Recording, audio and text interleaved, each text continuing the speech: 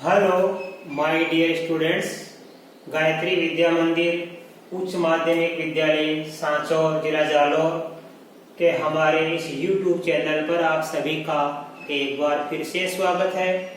प्रिय विद्यार्थियों, आज हम कक्षा 7 की विषय गणित अध्याय 11 परिमाप और क्षेत्रफल इसकी प्रश्नावली 11.1 के सवाल नंबर 5 से हल करना सीखेंगे। देखो बच्चों, आज हम आपके सामने कक्षा 7 की विषय गणित का ये कुल मिलाकर 100वें नंबर का वीडियो लेकर आए हैं। तो बड़ी खुशी की बात है कि ये काफी समय से जो हमारी ऑनलाइन क्लासेस चल रही है, ये 100वें नंबर का वीडियो है और प्रश्नावली हमारी 11.1 चल रही है।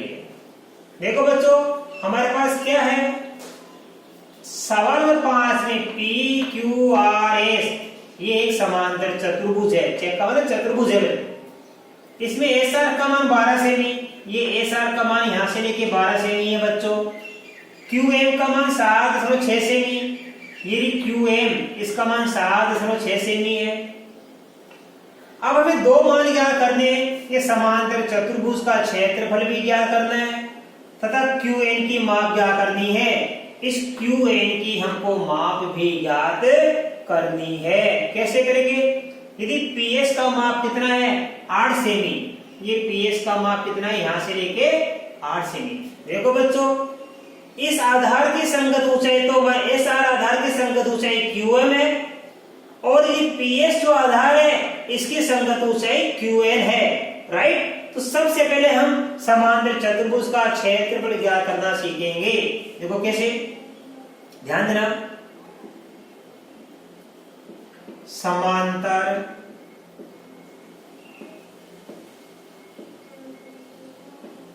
चतुर्भुज का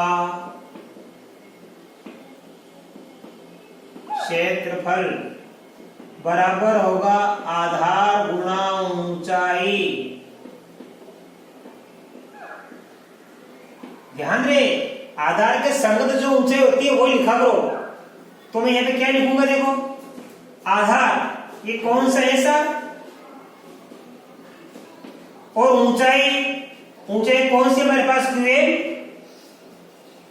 तो हमने लिख दिया समांतर चतुर्भुज का क्षेत्रफल बराबर आधार गुणा ऊंचाई। आधार कौन सा है सर और SR के संगत ऊंचाई कौन सी QM। अब हम इसका मान रखेंगे बच्चों। देखिए, SR की माप कितने दे रखी है पे, ये 12 सेंटीमीटर है, तो यहाँ 12 cm लिखना। और QM, इस QM की माप कितनी है 7.6 cm, तो यहाँ लिखना 7.6 cm। तो इस आधार को इस ऊंचाई से गुणा करेंगे तो हमको प्राप्त हो जाएगा इस समांतर चतुर्भुज का क्षेत्रफल।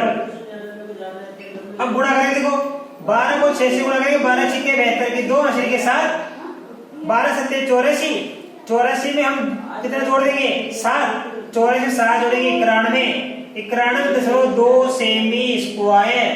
ये तो आ गया इसका पहला आंसर। पहले का हमने समांतर चतुर्भुज का क्षेत्र क्या कर लिया 91.2 सेमी स्क्वायर। अब देखिए बच्चों, हमें क्या करना है, नंबर 2 में QN की माप ज्ञात करनी है। यदि PS का माप कितना है 8 सेमी, तो QN का गुणा किससे करेंगे PS से। तो क्या बन जाएगा ये, देखो ये रहा QN, ये रहा QN, ये क्या है इस आधार की संगत ऊंचाई है। राइट? इस आधार की संगत ऊंचाई, इसी से गुणा करने पर ये समांतर चतुर्भुज का क्षेत्रफल को प्राप्त हो गया। तो चाहे इसको इससे गुणा करो, चाहे इसको इससे गुणा करो। तो हम क्या लिखेंगे, देखो नंबर 2 में लिखेंगे, ध्यान देना, ये SR का गुणा QN से करेंगे। हम SR का गुणा किससे करेंगे QN से, और ये SR का गुणा QM है हमारे पास, ये क्या है QM। SR का गुणा QM से करेंगे तो ये किसके बराबर आ जाएगा क्षेत्रफल, इस PS का गुणा QN से कर देंगे हम, PS गुणा QN। तो देखो, इस आधार का इस ऊंचाई से गुणा करने पर जो क्षेत्रफल आएगा वो किसके बराबर आएगा, इस क्षेत्रफल। चाहे कैसे कर लो, क्षेत्र पर समान ही आएगा, समांतर चतुर्भुज का किसी भी आधार के संगत ऊंचाई का गुणा कर लो, समान ही आएगा। इसको इससे गुणा करेंगे और इसको इससे गुणा करेंगे, दोनों मान बराबर होते हैं। अब देखो हमारे पीएस, यह पीएस का मान कितना दिया बच्चों, ध्यान देना, इस पीएस का मान दिया हमारे पास में 8 सेमी, राइट। क्यूएन, इस क्यूएन की हमें लंबाई ज्ञात करनी है, राइट, ये बराबर, और एसआर गुणा क्यूएम, ये रहा एसआर गुणा क्यूएम, इस एसआर गुणा क्यूएम का मान कितना प्राप्त हुआ, 91.2, ये हमको प्राप्त हुआ। तो देखो यहाँ पे पीएस का मान हमने 8 लिखा, क्यूएन का मान ज्ञात करना है, और इन दोनों का गुणा क्षेत्र कितना आया, 91.2 आया। अब हमें 8 का मान, क्यूएन का मान ज्ञात करना है, तो क्यूएन का गुणा 8 से हो रहा है, राइट। तो क्यूएन का मान ज्ञात करने के लिए इसमें हम 8 का भाग देंगे, इसलिए क्यूएन बराबर 91.2 में किसका भाग देंगे हम, 8 का। तो देखो क्या आ जाएगा, क्यूएन बराबर 8 का भाग दो, 8 एकम 8, पीछे बच गया 1, फिर 8 एकम 8, पीछे बच गया 3, 8 से 32 सेमी, अर्थात क्यूएन की लंबाई कितनी प्राप्त हो जाएगी, 11.4। तो सबसे पहले आपको क्या करना है, इन दोनों को गुणा करना है, ध्यान देना, एसआर को क्यूएम से गुणा करेंगे तो समांतर चतुर्भुज का क्षेत्रफल हमको प्राप्त हो गया। अब इस क्षेत्रफल में किसका भाग दे देंगे, देखो ध्यान से, इसका इससे गुणा किया और इसका इससे गुणा, क्योंकि इसकी संगत ऊंचाई तो क्यूएम है और इसकी संगत ऊंचाई कौन सी है, क्यूएन। तो एक तरफ एसआर गुणा क्यूएम लिख दिया हमने और एक तरफ पीएस गुणा हमने क्यूएन लिख दिया, तो ये मान बराबर होता है। अब इसका मान तो कितना दिया है, 91.2, इसका हमने ज्ञात कर लिया, पीएस का मान 8 और क्यूएन का मान हमें ज्ञात करना है। तो 8 गुणा क्यूएन बराबर 91.2। अब इसमें इसका भाग दे देंगे, तो 91.2 में 8 का भाग देने में 11.4 आता है, तो क्यूएन का मान प्राप्त हो गया 11.4 सेमी। अब आप इसका स्क्रीनशॉट लो, मैं आपको अगला सवाल सिखाऊंगा। अब देखिए बच्चों, हमारे क्वेश्चन नंबर 6 में ये समांतर चतुर्भुज एबीसीडी की आकृति है, इसका क्षेत्रफल है 1470 सेमी स्क्वायर। इस एबी आधार का मान 35 सेमी है और एडी आधार का मान 49 सेमी है। हमें तो डीएम की ऊंचाई ज्ञात करनी है और ये बीएम ऊंचाई का मान ज्ञात करना है। बड़ा सिंपल बच्चों, देखो ये बीएम का मान ज्ञात करना ऊंचाई का, इधर इस ऊंचाई का मान ज्ञात करना डीएल का। तो हम कैसे लिखेंगे इसको, ध्यान देना, समांतर चतुर्भुज का क्षेत्रफल बराबर होता है आधार गुणा ऊंचाई। अब देखो ये आधार हमारे पास ए बी और ऊंचाई कौन सी हमारे पास, डीएल। ये आधार है, ये ऊंचाई है, और क्षेत्र कितना है 1470 सेमी स्क्वायर। ये पहला हो गया। और दूसरे से कर लो, आधार कौन सा एडी और इस आधार पर ये ऊंचाई कौन सी है, बीएम, और क्षेत्र वापस क्या लिख देंगे 1470 सेमी स्क्वायर। देखो एबी का मान कितना है 35 और डीएल का मान कितना है हमें ज्ञात करना है, ये 1470।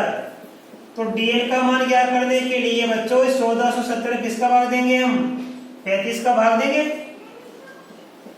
तो 35 का भाग दो आप, 35 चौक कितना होता है 140, बच गया 7 और 35 दूनी 70, 42 सेमी आंसर आ गया इसमें इसका भाग देने पर।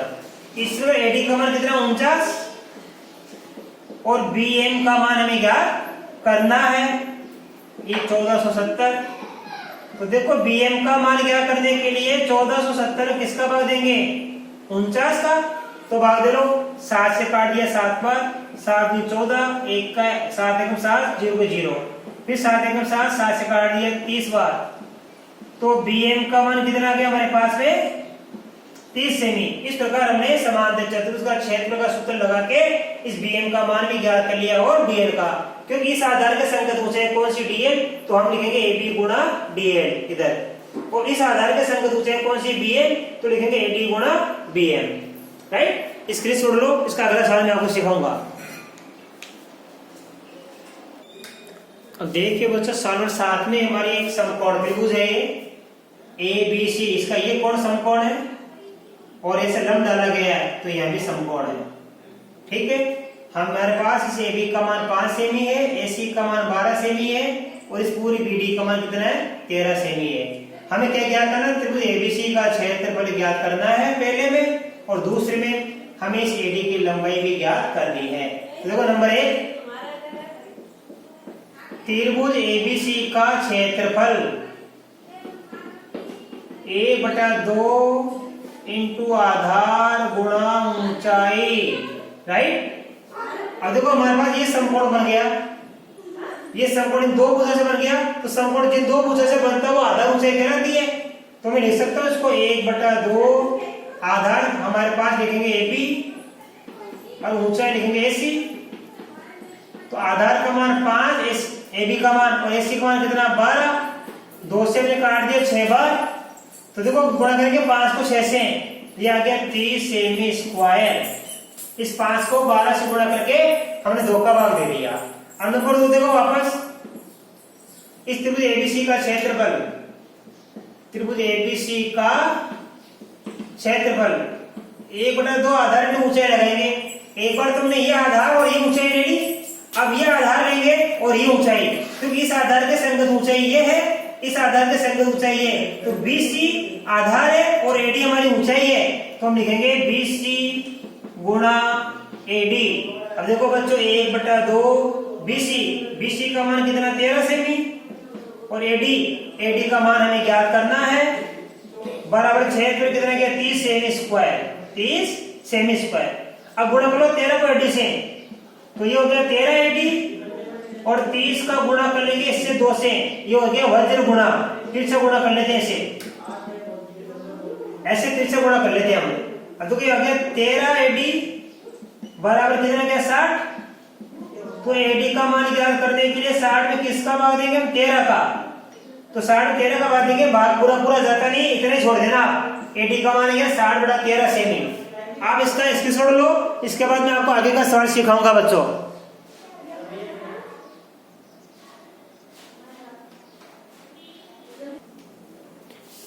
अब देखिए बच्चों सवाल नंबर 8, ये हमारा एक समद्विबाहु त्रिभुज है बच्चों, यानी इसकी दो भुजा समान है, ये AB और ये AC दोनों 7.5 सेमी की है। इस BC की माप 9 सेमी है। ऐसे इस BC की ऊंचाई, ये BC है, BC की ऊंचाई यहां से लेकर यहां तक है, तो BC की ऊंचाई इस AD का माप, ये AD है इस BC की ऊंचाई, तो AD का मान है 6 सेमी। और ये हमारी AB है, इसकी ऊंचाई CE, इस CE की माप हमें ज्ञात करनी है। हमको क्या ज्ञात करना है, त्रिभुज ABC का क्षेत्रफल भी ज्ञात करना है नंबर 1। नंबर 2 C से AB की ऊंचाई, इस C से ये AB तक की ये ऊंचाई है CE का मान भी हमें ज्ञात करनी है। देखो कैसे, नंबर 1 पहले हम ज्ञात करेंगे बच्चों त्रिभुज का क्षेत्रफल, सब कुछ सिखा रखा आपको, 1/2 गुणा आधार गुणा ऊंचाई, ये तो होता है। अब देखो लिखेंगे 1/2 आधार, देखो इस आधार का मान दिया हुआ 9 सेमी और इसकी संगत ऊंचाई इस एडी का मान दिया 6 सेमी, तो ये तो आधार ले लो आप और ये ऊंचाई ले लो आप। आधार ले लेंगे BC और ऊंचाई ले लेंगे AD, राइट। 1/2 BC। अब BC का माप कितना, देखो हमारे यहाँ BC की माप है 9 सेमी, AD की माप है 6 सेमी, राइट। आप 2 को इससे काट दीजिए बच्चों, 3 बार गया, 6 में 2 का भाग 3 बार जाता है। अब 9 सेमी और 3 सेमी बच गया, इनको गुणा कर लो, 9 सेमी का गुणा 3 सेमी से कर लो, तो 9 × 27, 9 × 27 और ये सेमी स्क्वायर, सेमी को सेमी से गुणेंगे, सेमी डबल हो गया, सेमी का स्क्वायर। इस प्रकार 1/2 गुणा आधार गुणा ऊंचाई का सूत्र लगा के हमें इस त्रिभुज का क्षेत्रफल ज्ञात कर लिया। नंबर 2, अब हमें क्या ज्ञात करनी बच्चों, C से AB की ऊंचाई ज्ञात करनी है। इस C बिंदु से ये AB, तो C बिंदु से इस AB तक की ऊंचाई, इस CE का मान हमें ज्ञात करना है। तो ये CE ऊंचाई किस पर है, AB पर, तो AB गुणा क्या लिखेंगे CE वापस, तो देखो लिखेंगे फिर त्रिभुज ABC का क्षेत्रफल बराबर 1/2 गुणा आधार गुणा ऊंचाई। पहले हमने आधार BC लिया और ऊंचाई क्या लिया AD, इस पर आधार क्या लेंगे हम AB, आधार क्या लेंगे बच्चों, AB, और इसके समगत ऊंचाई कौन सी लेंगे, CE। अब हम लिखेंगे, देखो बच्चों, 1/2 का 1/2 AB। इस AB की माप कितनी है, 7.5,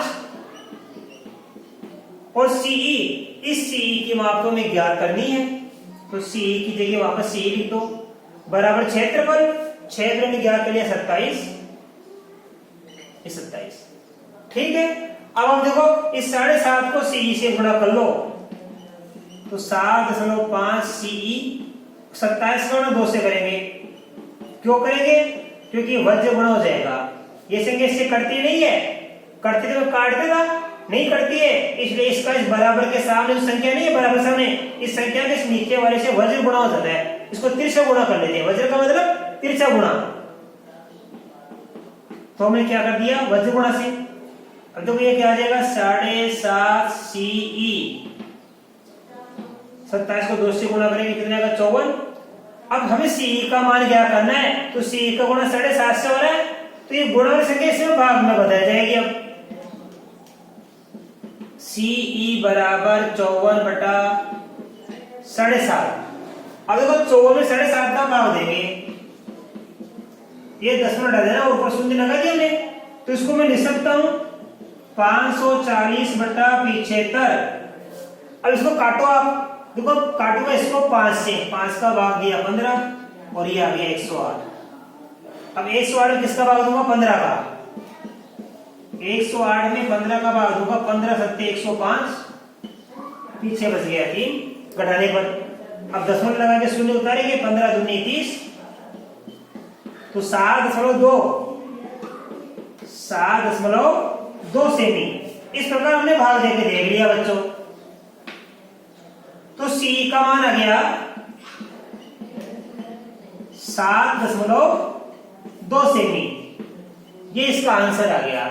अब इसके साथ ही हमारे आगे प्रश्नावली 11.2 ये आज फिनिश हो गई है, ये हमने कंप्लीट सोल्व कर लिया बच्चों, और मैं आशा कर सकता हूँ आपको इसके सारे सवाल अच्छे तरीके से समझ में आए होंगे। इसके बाद अगली प्रश्नावली करके वीडियो में सीखेंगे, तब तक के लिए धन्यवाद।